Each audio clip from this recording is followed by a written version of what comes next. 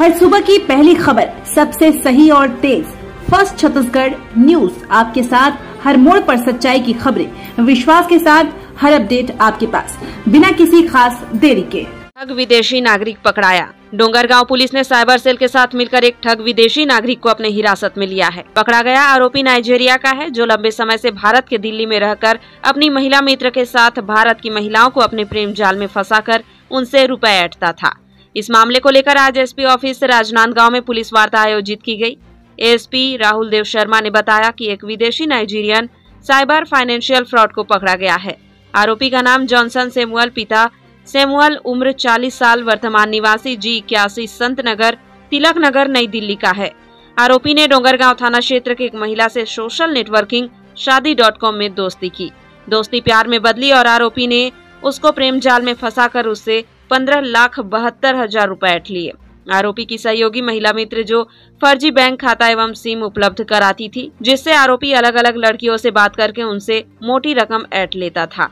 फिलहाल महिला सहयोगी पकड़ से बाहर है। हैरत की बात है कि विदेशी नागरिक ने अपना नाम आलोक देशपांडे प्रीत को बताया था। आपको बता दें कि नाइजीरियन आरोपी साल 2018 में भारत घूमने आया था। यहाँ रहने के बाद उसने एक महिला मित्र से दोस्ती की। उसके बाद दोनों मिलकर सोशल नेटवर्किंग के जरिए अलग अलग क्षेत्र की महिलाओं से दोस्ती करके उनसे भारी भरकम रकम ऐंठते थे। आरोपी का वीजा 2022 में समाप्त हो गया था, लेकिन उसके बाद भी वह भारत में अवैध रूप से रह रहा था। राजनांदगांव, राधेश्याम शर्मा की रिपोर्ट। नाइजीरियन को पकड़ा गया है साइबर। डोंगरगांव थाना क्षेत्र का मामला है। 29 जुलाई को वहाँ एक पीड़िता थाने में आके शिकायत दर्ज कराई कि एक व्यक्ति ने उससे करीब ऑनलाइन फ्रॉड के रूप में 15,72,000 रुपए की रकम ठग ली है और उसने बताया कि शादी.com के माध्यम से एक यूके के व्यक्ति से उसका परिचय हुआ और वो इंडिया आ रहा था और उस दौरान उसकी जो बड़ी विदेशी मुद्रा थी वो एयरपोर्ट में फंस गई है और उसको छुड़वाने के एवज में वो महिला से मदद लेते गया और करीब 15,72,000 रुपए रकम ठग लिया। टेक्निकल जानकारी संबंध में एकत्रित की गई और उसके आधार पे साइबर थाना प्रभारी और डोंगरगांव थाना प्रभारी की एक संयुक्त टीम बनाई गई और इसको दिल्ली भेजा गया और तकनीकी जानकारी के आधार पे आरोपी तक पहुंचा गया। तो आरोपी जो था वो नाइजीरिया निवासी जॉनसन सैमुअल है, जिसको पूछताछ में और उसके पास जो उपलब्ध लैपटॉप, मोबाइल इत्यादि टेक्निकल इनपुट के आधार पर उससे जानकारी प्राप्त की गई तो उसने आरोप स्वीकार किया और जब उसके अन्य चीजों को भी उसका अध्ययन किया गया तो वो इस प्रकार कई महिलाओं से वो इस प्रकार से फ्रॉड के संबंध में प्रयास करता था। कुछ महिलाओं को फ्रॉड का शिकार बनाया भी है। वर्तमान में उसको गिरफ्तार कर लिया गया है और इसे जेल भेजा जा रहा है।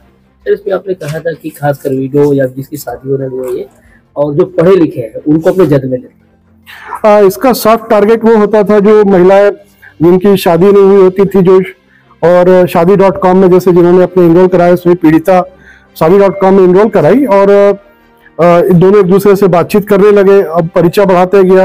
ये विदेशी है व्यक्ति और किसी का फेसबुक से आलोक देशपांडे नाम के व्यक्ति का फेसबुक से स्क्रीनशॉट निकाला, उसको एडिट किया, उसके पूरे परिवार की प्रोफाइल बनाई, उसमें किसी को अपना भाई बताया, किसी को अपनी बहन बताया, किसी को अपनी माँ बताया। इस तरीके से वो इमोशनल रूप से जो है लगाव स्थापित कर लेता था पीड़िता के साथ या अन्य महिलाओं के साथ और उनको झांसे में ले लेता था। बताता था कि मैं विदेश में ही यूके में ही पला बढ़ा हूँ और अपना पूरा बिजनेस समेट के भारत आने वाला हूँ।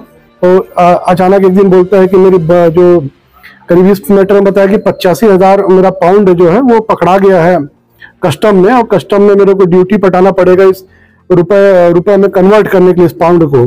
तो इस तरीके से उसने फ्रॉड का शिकार बनाया। इसी तरीके से अलग अलग तरीके से वो महिलाओं को झांसे में लेता था। जब कुछ महिलाएं इसके झांसे में जाती तो उसको ब्लॉक कर देता था। इसमें ब्लॉक भी दिख रहा है इसके में। तो लगातार ये महिलाओं से संपर्क करता था। जो फंस जाती थी महिलाएं उसके झांसे में आ जाती थी, उनसे रकम वसूल लेता था, फिर ब्लॉक कर देता था। मेरा प्रश्न था कि पढ़े लिखे महिलाओं को निश्चित रूप से ये जो नाइजीरियन है ये इससे वही व्यक्ति बात कर सकता है जो अंग्रेजी भाषा का जानकार होगा। तो पढ़ी लिखी महिलाएं भी इस प्रकार के फ्रॉड में आ जा रही है। ये थोड़ा सा सोचनीय विषय है। आपके माध्यम से हम अपील करते हैं कि कभी भी किसी अनजान व्यक्ति से सोशल मीडिया जैसे प्लेटफॉर्म पे तो बिल्कुल भी सोच समझ के लोगों से परिचय बनाएं और सोच समझ से लोगों विश्वास करें। पैसे का लेन देन बिल्कुल भी ना करें।